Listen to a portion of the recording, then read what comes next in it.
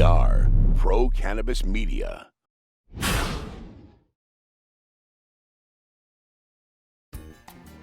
Look, up on the roof, it's Mark Nejmah from New Jersey, a roofer by trade and now entering the world of print media with his Newsweed magazine. He caught up with the tri-state area's roofing legend at the CWCB Expo in Boston last month. Now, he's on In the Weeds with Jimmy Young next. Don't look now, but it's a whole new world of weed out there. Pot is flower, it's Bruce Banner and Blue Dream. You've got bongs and dabs, resin and shatter, vaping and edibles, new terms, new strains, and new ways to use cannabis sativa, the plant.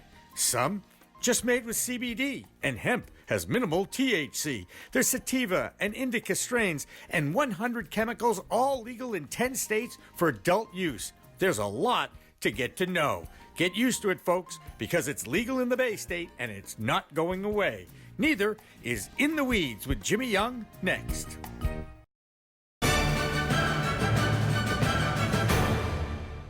Revolutionary Clinics is just one of 49 medical cannabis dispensaries in Massachusetts, but there's a reason why it's one of the most popular. It's their patient-first philosophy. All day long, they teach, they educate, they communicate about this complicated plant called cannabis sativa. That's true whether you visit their Cambridge location in Fresh Pond at 110 Fawcett Street or at 67 Broadway in Somerville. Revolutionary Clinics, where the patient comes first. Hi, everybody. Welcome to another edition of In the Weeds with Jimmy Young on location here at the CWCB Expo at the Heinz Auditorium in Boston, Massachusetts. I'm joined now by a guy that I just had to come back, sit down with, and talk to. Couple of reasons. He's a good story, he's a good guy, and he's got this really cool giveaway magazine called Newsweed. Newsweed.com. All right, so tell me how that all happened. This is Mark Nejmah from New Jersey, which is, of course, where I was born and then left very quickly. Well, for one, I'm a domain investor, and I bought Newsweed.com several years ago, and I held on to it. Just paid the fee every year. I do not smoke marijuana, never tried marijuana. Would you like to? I don't know. I don't know. My co-editor, Jessica Agate, is a heavy user of marijuana, and use the word cannabis. I'm going to teach you why later on. Okay, heavy user of cannabis. She absolutely loves it. She claims that I once smoked with her, which is not true. Okay. So that's the power of cannabis, I'm sure. Absolutely. But I'm guessing that have you imbibed in alcoholic beverages at some point in your life? I did, and I've learned that I shouldn't. Okay. I think that what I represent is the type of person that's pretty wild without anything. And I think that there's a certain amount of population that's the same way, and they shouldn't indulge.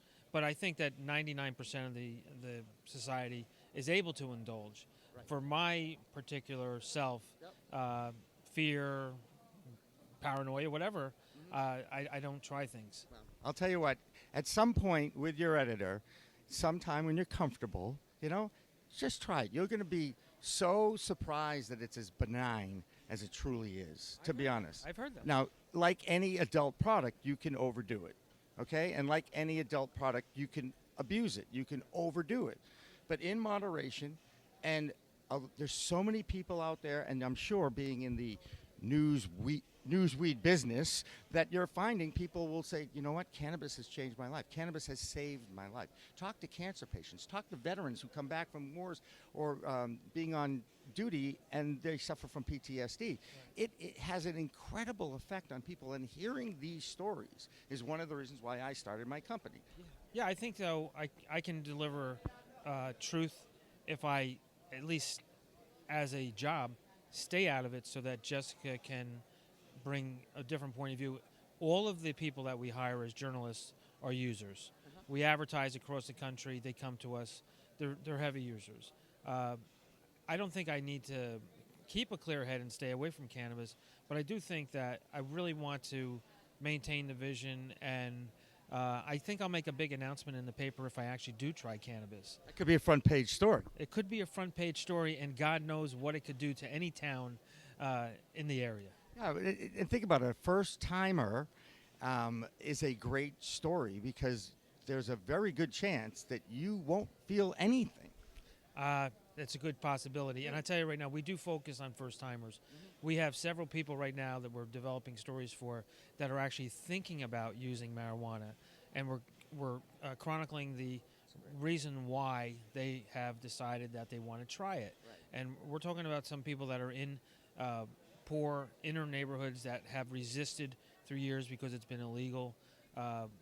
There's moms and dads, and, you name it. It's not the typical suburban lifestyle that we actually try to report on. We really try to get into the gritty neighborhoods. That's interesting, and Boston in particular, and the story about the lack of licenses and dispensaries in Boston is a story unto itself up in this neck of the woods.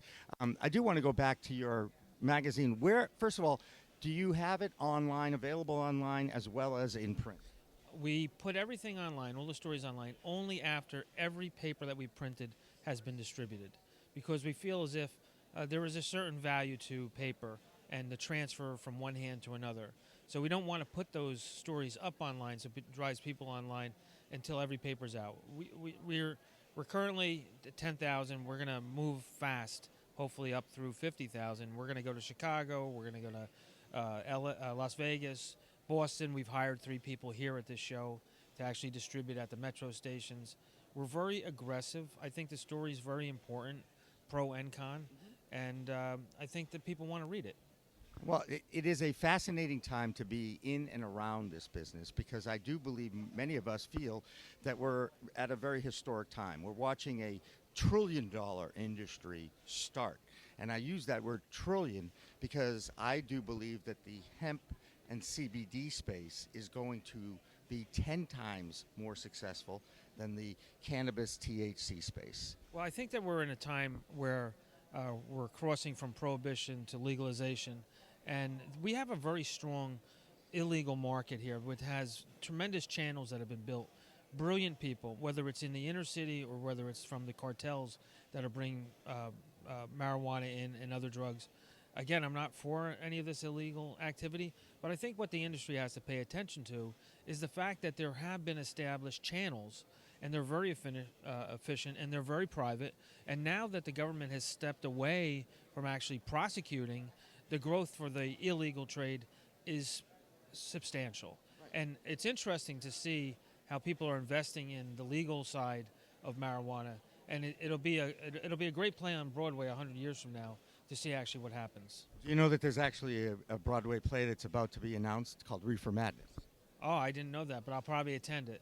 And one of the guys here, who's the business development guy, Roger, explained that to me earlier this week or earlier at the show, and I'm fascinated to hear about the response it will get, and because there are so many plays on words, there's so many puns that you can do that are fun and entertaining, and this goes back to what I was talking about, being in a historic time. You're right. There are pros and cons to every argument. And by the way, that goes from sports to news to politics and here in a business. And for years, that first resistance was, I don't want to do an illegal substance because I might get caught. Right? Absolutely. I've always been in fear of that. And that's one of the reasons why I didn't do it. I didn't want to be someone who did something illegal. Now, that is changing now. I'm from New Jersey, so it's still illegal there. But honestly, I'm telling you, 9 out of 10 friends smoke weed, and I know the police smoke weed too. I mean, I know for a fact, but I just don't want added trouble in my life. Right. So that's why. That was always the first reason why you didn't, right? Okay, so now you're curious, because I hear it in you, because, you're like, okay, these people that all my friends do, all these people tell maybe I'll try it now that it might be legal in your state eventually, maybe? Well, if the woman is good looking enough, I may be convinced to try it. I'm divorced 20 years, so. Oh, absolutely. I get that. Listen, I'm a guy. This is the way I think. That's right. So I don't know. I don't judge anybody. Right. I had an interesting story from someone who was actually in Footloose, the movie. Mm-hmm. I'm a roofer, and I went to do a roof estimate. Yeah. And I walk in, and this particular actor, one of the lead actors in the show, was in tears. And she was in tears because her brother had just died in a car accident. And the only thing she could say, and I happen to follow up on what she says now, was that, oh my God, these guys were just smoking pot and they went through a stop sign and killed my brother. Now, I followed up, this is 15 years ago, and I see that I think her position has changed somewhat on the cannabis industry. So I think that you can get emotional. I was with a lobbyist yesterday who got very upset with me because I said, well, I'd like the Newsweed to tell all the stories. I do run into parents my age that the child obviously had a mental illness. They started with marijuana, went to cocaine, went to heroin, and died. It's a horrible story. But at the same time, the parent can't stop saying that, well, they started there. I don't want to see it legal in New Jersey. So I think that in order to cut through it, in order to to get people really to listen, is you need to tell both sides of the story. Newsweed is not against cannabis. Newsweed is not for cannabis. Newsweed is only here to report what people are saying, what people are doing, what industrial products are available, what new equipment is available for the industry. We want to see, I'm a big proponent of job creation. We want to see jobs get created and the world be happy. Everybody live in a great place. And if we can get the people that have been in the marijuana, cannabis industry in the inner cities back into this industry because they know it so well, and growers pop up and grow on the roof and so forth, and we're a part of that, because I don't think that the cannabis industry is in place now for anything more than the government has decided to be in that business. Just like they've decided to be in gambling with sports betting, just the way they decided to be in the lottery. So, we can't go on any corner and see people not scratching tickets off. And we're not going to go on any corner and see people not smoking weed. The government has a funny way of justifying their entry into a market. It's over now. America, you will be using cannabis because the government has decided that they want to get as much tax from it as possible. God bless them. Taxes, votes, they can pass that money back to you and say they did you a favor. This is what, unfortunately, American government, American leadership has brought us to. I don't know what is going to happen going forward, but I'd like to just report the facts. And I'd like Newsweed to be an entertaining, funny, old-style newspaper that I grew up with. I got my first dog through the classifieds, and we're going to be offering classifieds here. And as a matter of fact, in this show here, we're going to offer everybody an ad for $25. Get them in the paper, let them say what they want to say. How often does it come out? Once a month. We're shooting for once every 2 weeks. We have an ample amount of journalists. What happened in America that they got rid of journalists? What happened in America that they stopped printing papers? None of it makes sense to me. I don't think digital can really deliver the things that we need.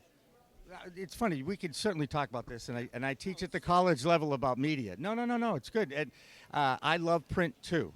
I don't know how old you are, but I'm 62 years old. I'm 2 years behind you. So we grew up with print, and print had a huge role in our upbringing. It's one of the first things I read from beginning to end was the sports page in the Boston Globe every day as long as I've been alive enough to read. Print scares people. Print scares people because it's permanent. It's permanent. You can pass it from one person to another, and you can't click a button and it disappears. And you know what? I can't send one minority community one story and another minority community or non-minority community another story. I'm sorry, tech people, but you've destroyed the essence of news, and you've tried to manipulate people endlessly, and that's why we're in the paper and web business, and we will never slide away from trying to steer information to people. It's just wrong. It's just wrong. Well, I certainly agree with that, and I'm certainly one that is in favor of factual reporting and balanced reporting, which is what you're obviously your mission to do. Right. I'm trying to. I am not a J school graduate. We are always looking for J school graduates without an agenda, which unfortunately there has been an agenda built into some of these J schools, and we can't hire those people. We need people that are balanced, that can tell the truth no matter what. Now, tell me, J school to me, I thought the J was journalism school. So you're saying that the people that are coming out of journalism schools now are jaded and they're you don't want them? We don't want anybody who has an opinion. We only want the facts. I learned that on Superman, by the way. He told Lois Lane, "The facts, Lois, nothing but the facts." And you know what? That was the best journalism lesson you could ever get. So it's interesting. We've talked about a lot of big topics here, which is interesting to me. No. But I want to go back to the journalism thing because I teach young people, I mentor young people, and I encourage them to go into this business. And you said opinion. Now, opinions are the world of the talk show host. And what's happened in news in our lifetime is we've gone away from that traditional 30-minute factual reporting of the news, both local and national, and extended it throughout the entire day so that you to add talk into it. And when you add talk into content, you're adding opinion because you are looking for an audience to make money on so that you can have a cost per thousand rate for your advertisers. I mean, your product and media are people who read your magazine, right? Exactly. And by the way, I want to point out, last night I watched Beat the Press, and Andy Bruner's daughter was commenting on the young lady that was the Sports Illustrated writer who wrote the story that broke on the Angels that got the assistant manager fired. The interesting point is, after they've evaluated things, she stepped up and said, you know what? She shouldn't have been wearing a badge that said, anti... help me out here. I'm not sure. I remember reading the story. I don't remember that she was wearing a badge. No, not a badge. She had a bracelet on, an anti. Help me out. And hit the button. Sorry. An anti. Domestic violence. Domestic violence. Oh, I see. She Okay. had a bracelet on that was anti-domestic violence and other bracelets. And she pointed out, she says, how can you be a journalist and really tell the story if you're going to look and view a situation objectively? If you already have an opinion, then how can you report on really what the facts are? Now, I'm not. As a human, that is difficult to do. Well, guess what? As a journalist, step away from being a human because you have to bring the story to light so that people can make judgment on their own. And that's what's supposed to drive the world. If we're just going to stand around and complain about everything that we don't like, we're never going to deliver the news. Now, there are certain things that I don't like, but I'm not going to let my newspaper do that. I think that if you live your life, live for integrity. Do the best you can to tell the truth. And when you do make a mistake, live up to it. This is I'm 60 years old. I've had 2 heart attacks. I've been hit head-on twice by drunk drivers, survived. I think that it's almost an obligation to try your best. If I'm doing a roof, I'm going to do the roof the best I can. If I'm going to put out a paper, I'm going to put out the facts the best I can. Now, I've had people try to slip some things behind me already, trying to tell their side of the story, and they don't want me to validate things. Well, their story's not getting in, and we're not paying them for that story. Period.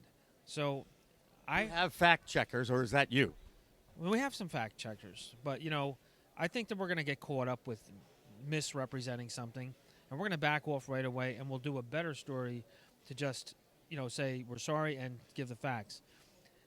I mean, the New York Times has fact checkers too, and things get through. But I never want to be accused of being in a paper that has an agenda. We have no agenda, except selling advertising, giving entertaining content that's factual, and taking a look at the cannabis industry, which way it's going. So, no columnists. Nobody's doing opinion in your newspaper. People do opinion. We have an advice column. We have... That's advice. That's not opinion. Yeah. Keep going. Wait a second. Excuse me. Opinions will be marked with a oval opinion tag. Good. And by the way, opinions are the things that get people... Why? Why is that? Educated opinions? I thought you wanted open minds and people with integrity. Come on. I think that our paper is only 16 pages. If we have opinion in there, it'll be rare. There's so much to report on at this time in the cannabis industry. I think what we're looking for is to fill it up with advertising and factual stories and leave the opinion to other publications. What about one opinion on one side and opinion on the other side. Now that offers you a balance, and it's the opinions that create the sizzle. I have to read this. I heard what this person wrote or said. That's what drives audience. It gets people roused up and wanting to search for your product. Well, you're a professor at J School, right? So it's not working now, is it? What's working is truth. There's a shortage of truth. I think that if people can read interesting, what people believe is truth, that'll drive people to the paper. And at this point in this industry, my God, these young entrepreneurs, these people entering the business, the people trying marijuana, carrying marijuana from one place to another, they need the truth.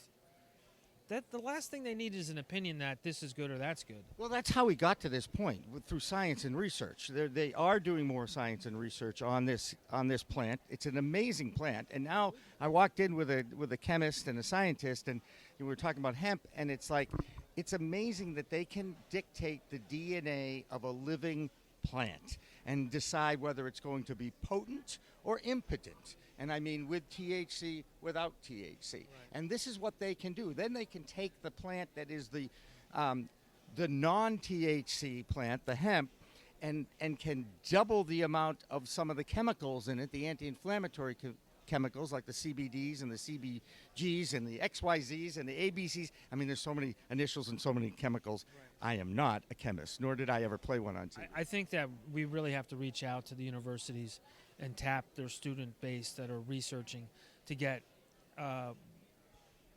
not opinions but facts on what they resolve as conclusions. I certainly not capable of. We don't have anybody on staff right now capable of evaluating scientific information.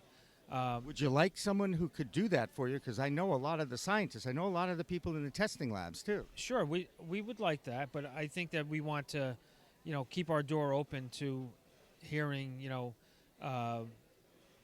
hearing from the multi-practice of medicine today, whereas we're looking at the psychological, the chemical, and how the body functions. I think that's really where medicine is going, and I think that it has to be evaluated all three all the way across.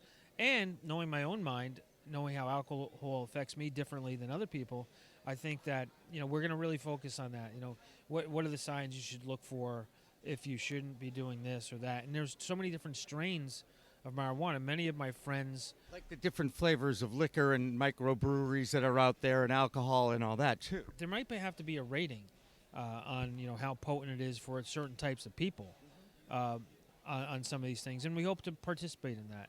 But by no means can we ever, such a new business, claim to be the source for the real important scientific information. I think that we need to reference some of the scientific documents that are out there. Because those are your facts now. Those are our facts, yeah. And you want the facts and to lead you to the truth, right? Well, I'm a simple guy. What we don't want is more domestic violence at home because you're using a substance that makes you crazy. What we don't want is more suicide. What we don't want are more car accidents. What we don't want is more pain for the families. How about mass shootings? Can we get rid of those too?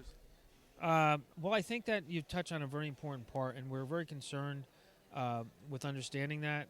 I have an opinion, but I'm not going to give it. I think that mental illness is the key, not guns. And I think that if marijuana, and I think we should start to evaluate this, is the legalization of marijuana cutting down on the amount of violent actions in communities since marijuana is now legal. We should look at it deeply in Massachusetts.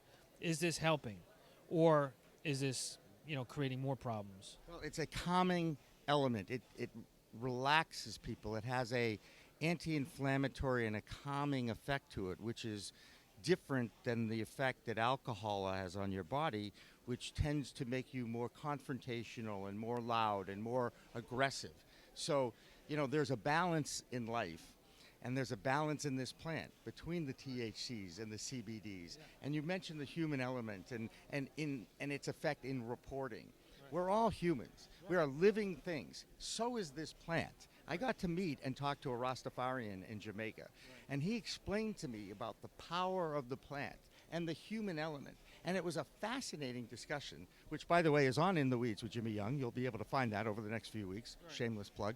But it is an interesting time to see prohibition come down. It's an interesting time to meet people like yourself and others here at this show and hear their stories and hear the stories that say, cannabis changed my life. Now, I give you credit. If you're going to find people that are going to tell you, cannabis changed my life, then you can also find those stories where it says, I did too much cannabis, and let me tell you some of the dangers. Again, I give you credit for having the integrity to look at both sides of this argument. I think that everything is both sides. I mean, how could I ever learn how not to do something or to do something if someone's not going to teach me? And I think that it's our obligation as human beings to try our best. I don't want to have an agenda. I just want to see everybody happy. Not that that's possible. Well, it is if you hang out with a lot of people who smoke weed like your editor. I'm going to tell you that right now, and I'd like to be there for that moment too, to be honest with you. She's a character. She's really a character, and I know her very well. You know, I met her about 15 years ago, and she can't believe I actually started a paper and asked her to be the editor. I don't know. I mean, God knows. You know, who knows? Maybe next year you're going to see me here with dreadlocks. I'm growing my hair long. So I have dreadlocks and a hat now. Okay, and I took that back with me from Jamaica, and you can see that too on In the Weeds with Jimmy Young. I think cannabis is going to touch everybody's life. If you're, I'm going to tell you this right now. Yep. My daughters know I'm here. How old are your daughters? My daughters are 34, 30, and 25. 34-year-old's a psychotherapist. 30-year-old runs the Chinatown homeless shelter in New York City. And the 25-year-old is just getting out of Seton Hall.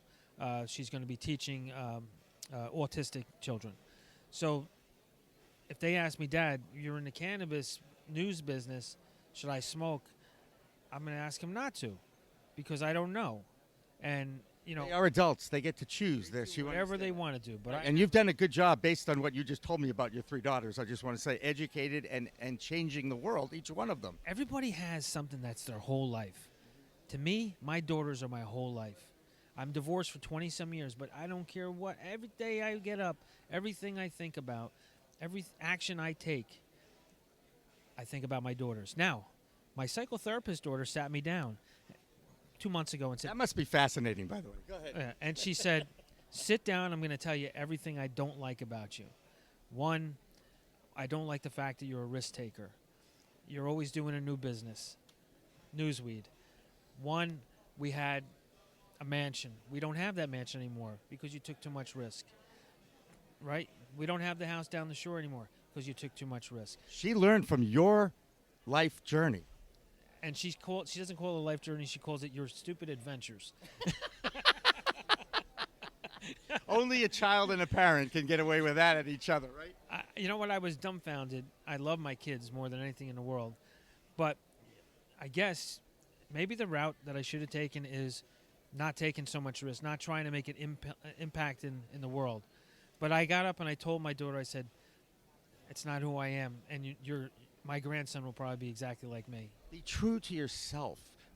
By the way, it takes time for all of us to figure out who that self is, right?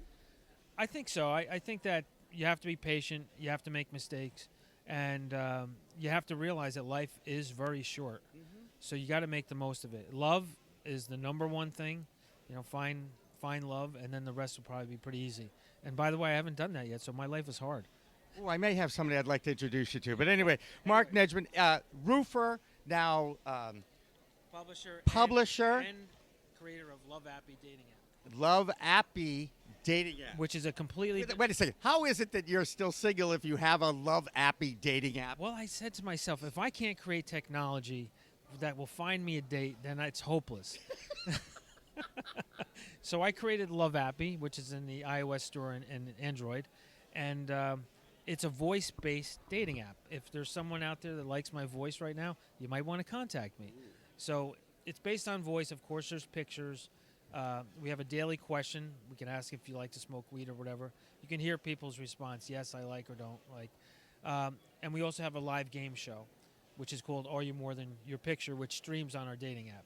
So pretty busy life. Yeah, I guess so. You are an entrepreneur. I mean, totally, through and through. In your soul, you are. I'm a lover at heart. Well, all the more reason to imbibe at some point in your life. Try it. You know the old commercials. Try it, you'll like it. If I try it, I'm going to invite you to film it. Well, we can definitely be there and talk about that. You're in New Jersey, right? I'm in New Jersey, but I'd probably come up to Mass because it's not legal in New Jersey. But if I drop on the floor, I hate to tell you this, but I've actually broken the law a few times in New Jersey. I know so many people that break the law in New Jersey. I love them, though. I love them. And I do have a medical card, but even so, you're not supposed to be able to go over state lines unless you're in Maine. Maine and Massachusetts have an agreement, and there are other states now that are getting in on that. If you have a medical card, you can go to those dispensaries. Well, I run a big hiking group, so I'm going to have to bring the hikers up here. And I'm going to Las Vegas on a excursion to study the marijuana industry, and we'll be at MJCon on the streets distributing. Okay, so that might be a really good time for us, you know. Are you going to be there? Of course I am. All right, so if I try it there, my kids will We probably... can document it, by the way. I think my kids would be very disappointed at me if I did that. Well, you know what? Guess what? Ask them. You're an adult. You raise them. It's okay to ask your children for permission to try a product. My goodness gracious, you're not hiding it from them. You're talking to them about it. Do you know what? I am so damn wild you would not believe. You were a roofer. You were always up there, right? You get where I'm going, right? I get a natural high. I love being on the roof. Rob Gronkowski says the same thing, not on a roof, but he gets that natural high, too. He does not drink and he does not smoke, yet he is endorsing a CBD product. Listen, I've seen so much mental health problems in this world. So many people angry. God rest my father's soul. He was very angry until the day he died. If it would have helped him, I would have said do it. So now you have that example of parent-child, right? Now you can go sit down with your girls and talk with them about this. Yeah, and by the way, that to me should be in here. Because parenting is by far the most important thing any of us can do as human beings. It is the toughest job any of us ever have. Greatest job ever. And it has the greatest value, too, because you get to see your work every day or every year that you see them grow and live. Right. I just really want people to find love, and then the rest will work out. You decide with your spouse, decide with your children what to do. But I think that if we just start to really find true love, things are going to work out better. We have to be more honest. Newsweed will give an example, I hope, of how honest we can be and succeed. Try that approach, and then try the weed. There you go. So this is why I came back to hang with you, because I talked with you for a few minutes. I said, I'm coming back. I want to sit with that guy from Newsweed and hear your thoughts. And I had no idea. I did not do any research on you. I just sat down and had a conversation with you. I find you to be very, very fascinating. I hope we continue to communicate back and forth, and hopefully you'll figure out how to get pro-cannabis media in your newspaper someday. Oh, we will do. As a favor, we'll do it right away. And don't get anti-cannabis media in, though. Do me a favor. We don't do anti-cannabis. We don't do anti-anything. That would be an opinion. Yes, exactly right. So Mark Nejmah. Newsweed.com. Newsweed.com. Yeah. Is where you go to find this, and you can also find it now on the streets in Boston and at All over the place. It's all over the place. I'm an aggressive son of a gun. There you go. Well, I wouldn't mess with him. He's from Jersey, right? I wouldn't mess with me because I'm a roofer. Because he's a roofer. There you go. So that'll do it for another edition of In the Weeds with Jimmy Young. I hope you enjoyed this episode. I know I did, meeting Mark. This is going to be the beginning of a beautiful friendship, as they said in Casablanca. And you remember black and white movies. Absolutely. I love black and white. Thank God. We're same age. You know, I love meeting people that are age appropriate. Anyway, great to talk with you. Remember, folks, it's a whole new world of weed out there. Use it responsibly. This has been another edition of In the Weeds with Jimmy Young. Talk to you next time. We are Pro Cannabis Media.